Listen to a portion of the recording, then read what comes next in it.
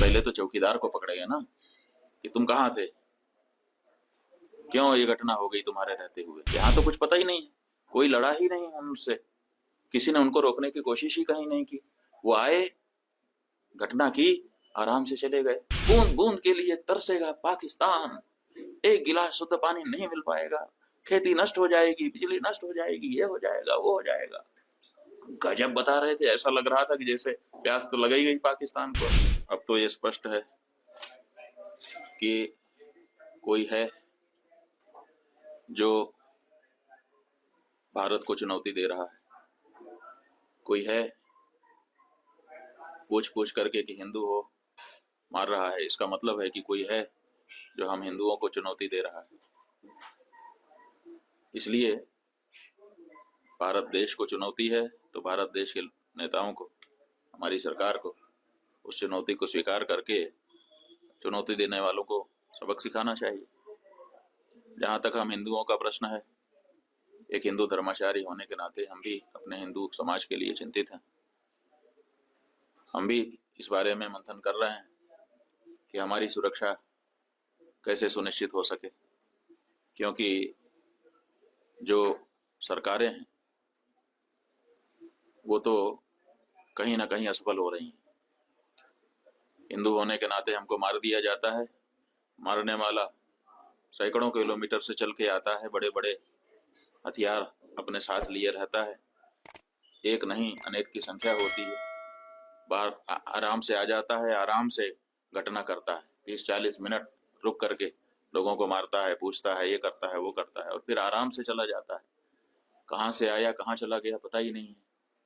तो ये जो घटना है इसने बता दिया है कि हर हिंदू को अपनी सुरक्षा के लिए अब स्वयं सचेष्ट होने की आवश्यकता है। इसलिए हिंदुओं को इस बारे में चिंतन करने की जरूरत है, और अगर आवश्यकता पड़े तो शस्त्र शास्त्र का अभ्यास भी करना चाहिए और धारण भी करना चाहिए, ताकि आवश्यकता पड़ने पर अपनी रक्षा और अपनों की रक्षा वो कर सकें। नाम और धर्म पूछकर गोली मारी गई है।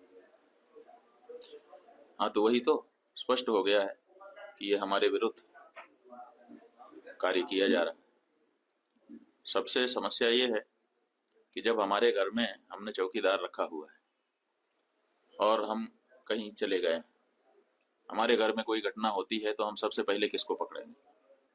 सबसे पहले तो चौकीदार को पकड़ेंगे ना कि तुम कहाँ थे, क्यों ये घटना हो गई तुम्हारे रहते हुए, किस लिए तुमको रखा था। लेकिन यहाँ नहीं ऐसा हो रहा है।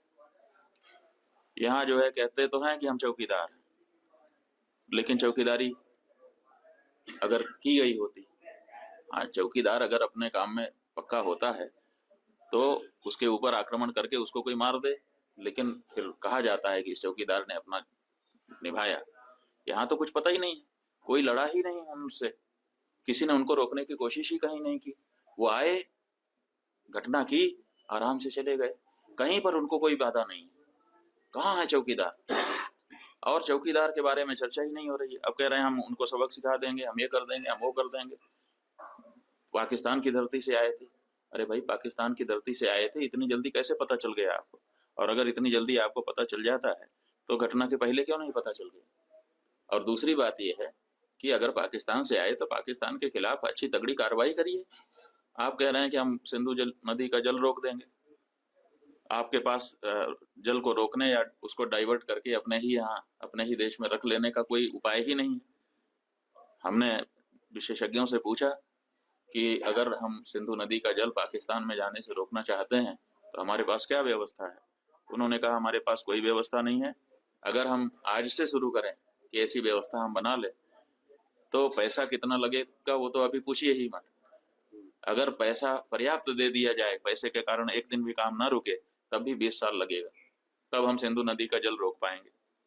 तो ऐसी परिस्थिति में हम ये कह दे रहे हैं कि हम सिंधु नदी का जल रोक लेंगे। और टेलीविजन के एंकर हमने सुना, वो कह रहे थे बूंद बूंद के लिए तरसेगा पाकिस्तान, एक गिलास शुद्ध पानी नहीं मिल पाएगा, खेती नष्ट हो जाएगी, बिजली नष्ट हो जाएगी, ये हो जाएगा, वो हो जाएगा। गजब बता रहे थे, ऐसा लग रहा था कि जैसे प्यास तो लग ही गई पाकिस्तान को। और इधर विशेषज्ञ बता रहे हैं कि हमारे पास पानी को रोक लेने का कोई उपाय ही नहीं है। तो ये जो बातें हैं ये समझ से बाहर है। हमारा ये कहना है कि घटना बहुत बड़ी हुई है, इससे बहुत सारी शिक्षा समझ लेने की आवश्यकता है, सबक लेने की आवश्यकता है। और सबसे पहले जिन लोगों से ये चूक हुई है उनको चिन्हित करने की आवश्यकता है और उनको दंडित करने की आवश्यकता है। उसके बाद अगर कोई बाहरी है तो उसके ऊपर भी प्रहार करना चाहिए।